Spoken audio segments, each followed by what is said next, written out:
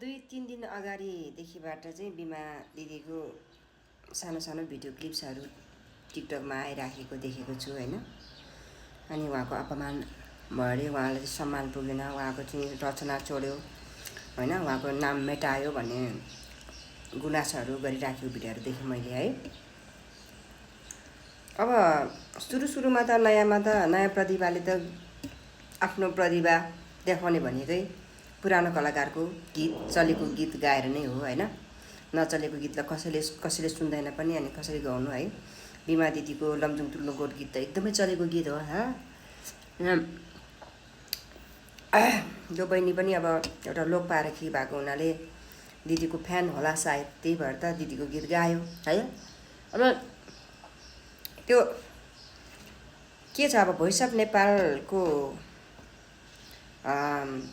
नेपालको चाहिँ नेपालले बनाएको चाहिँ केही मापदण्ड केही छ कि होइन। पुरानो सिङ्गरको गीत अब भोइस अफ नेपालको स्टेजमा गाउन आउने नयाँ प्रतिभाहरूले गाउँदाखेरि केही सम्झौता गर्नुपर्ने हो कि होइन पुरानो सिङ्गरसँग, त्यो चाहिँ म जान्दिनँ।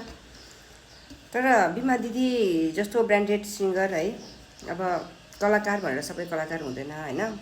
अब कपडा भनेर सबै कपडा हुँदैन, कपडा त कपडा हो, लुगा त लुगा नै हो होइन। तर ब्रान्ड हुन्छ नि त लुगाको पनि होइन, कलाकारको पनि त त्यस्तै ब्रान्ड। तपाईँ पनि कलाकारमा ब्रान्ड हुनुहुन्छ क्या। त्यही भएर यसरी नयाँ प्रतिभाहरूलाई चाहिँ अलिकति के भन्छ उसलाई, हौसला दिनुको सट्टा होइन, यसरी चाहिँ विरोध गर्दै हिँड्दा अलिकति सुहाएन दिदी है। हामी सिनियर भएपछि सिनियरिटीको लेभललाई पनि अलिकति मेन्टेन गर्नुपर्छ होइन।